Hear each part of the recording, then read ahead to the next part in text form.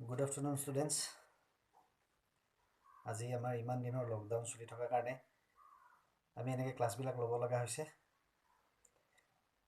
আজি আমাৰ নতুন বৰ্ষটো নতুন একাডেমিক ছেশ্যনৰ আজি আমাৰ প্ৰথম অসমীয়া ক্লাছ।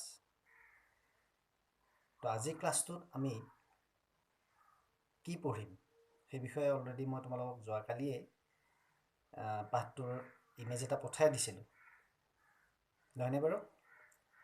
তো আজি পাঠটোৰ নাম হৈছে নিয়ৰ এটা কবিতা, যাক চন্দ্ৰকুমাৰ আগৰৱালাদেৱে ৰচনা কৰিছে। চন্দ্ৰকুমাৰ আগৰৱালাদেৱৰ নাম তোমালোকে আগতে শুনিছা, তেওঁ লিখা পাঠ পঢ়িছা।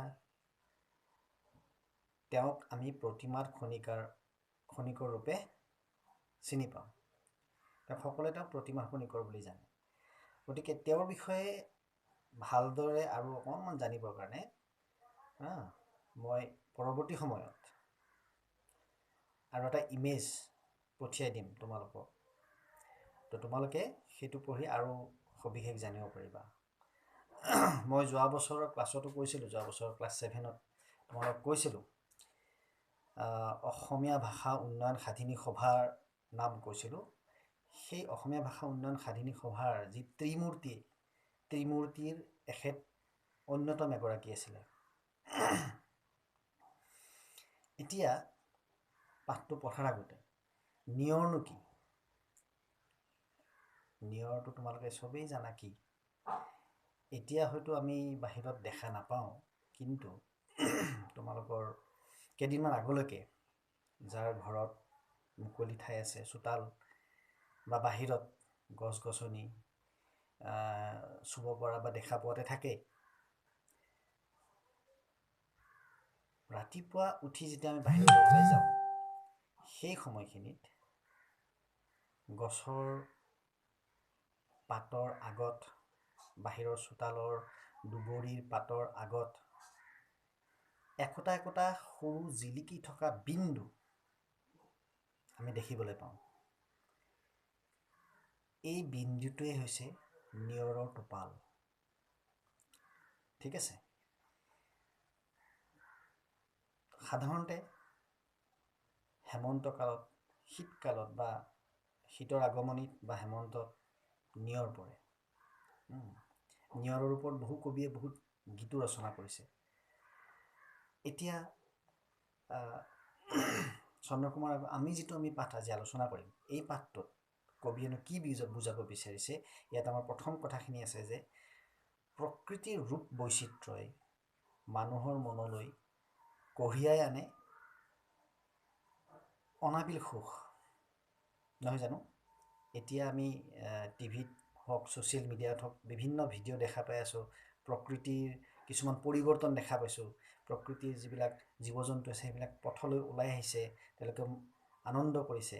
প্ৰকৃতিৰ জীৱ জন্তুৱে যেনেকৈ আনন্দ কৰে, মানুহেও প্ৰকৃতিৰ ৰূপ দেখা পালে মোহিত হয়, আনন্দিত হয়। তোমালোকে নাজানা, বহুতেই এতিয়া দেখা নাই, আমাৰ স্কুলখন সেইদিনাখন আমাৰ প্ৰিন্সিপাল ছাৰে কেইটামান ফটো শ্বেয়াৰ কৰিছিল। সেই ফটোকেইটা দেখা পাই ইমান সুন্দৰ লাগিছিল। ধুনীয়া ধুনীয়া আমাৰতো এনেই পৰিৱেশটো ভাল লাগে স্কুলৰ। সেই স্কুলৰ চাৰিওফালে থকা গছ গছনিবিলাকত নতুন নতুন সেউজীয়া পাত ওলাইছে। এটা সুন্দৰ প্ৰাকৃতিক পৰিৱেশ এটা বিৰাজ কৰিছে, যিটো চাই আমাৰ সকলোৰে ভাল লাগিছে। মিছ কৰিছিলোঁ স্কুলখন, খুব ধুনীয়া, মানে বেছি মিছ কৰিছোঁ। এতিয়া কবিও কৈছে যে প্ৰকৃতিৰ ৰূপ বৈচিত্ৰ্যই মানুহৰ মনলৈ কঢ়িয়াই আনে অনাবিল সুখ। প্ৰতিটো পুৱাই আমাৰ অজানিতে দি যায় আশাৰ বতৰা।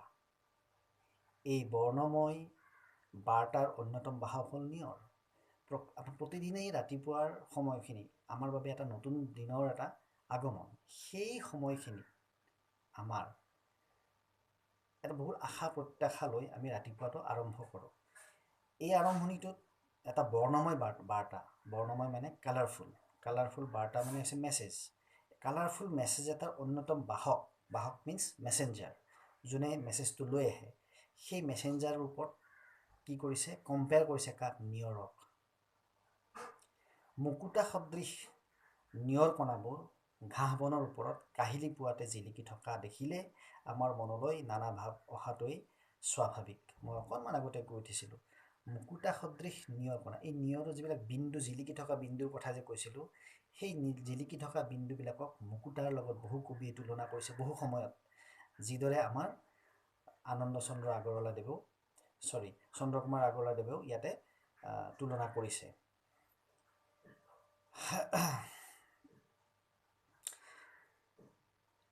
ফটিক পানীৰে ধোৱা এই নিয়ৰৰ কণাবোৰ যেন নিশাৰ আকাশৰ পৰা সৰি পৰা তৰাৰ এক অনবদ্য ৰূপ। ফটিক মানে খুব পৰিষ্কাৰ। ফটিক তোমালোকে দেখিছানে নাই নাজানো, তোমালোকে জানিবা ফটিক মানে অতি নিৰ্মল পৰিষ্কাৰ।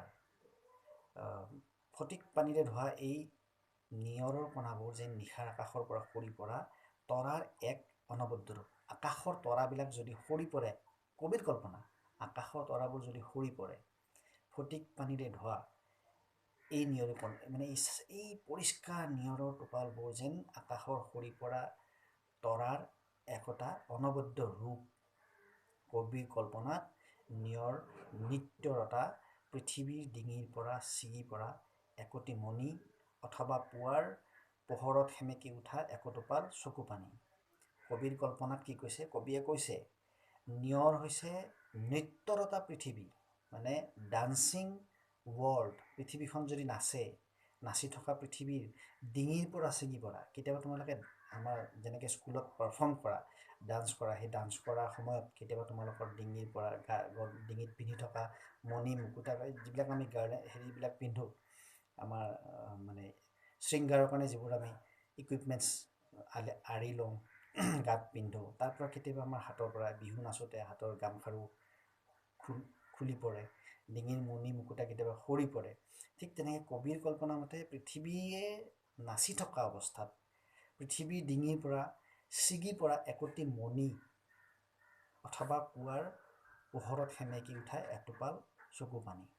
হয়তো নাচি থকা পৃথিৱীৰ ডিঙিৰ পৰা খহি পৰা একোটি মণি হ'ব পাৰে, নহ'লে পোহৰত সেমেকি উঠা, যেতিয়া মানুহৰ দুখ লাগে, দুখ লগা মানুহৰ চকুত যেতিয়া চকুত পানী যেতিয়া চকুৰ কাষত জিলিকি উঠে, সেই পোহৰ পৰা সময়ত সেই জিলিকি উঠা চকুৰ পানীৰ লগত কবিয়ে ইয়াক তুলনা কৰিছে।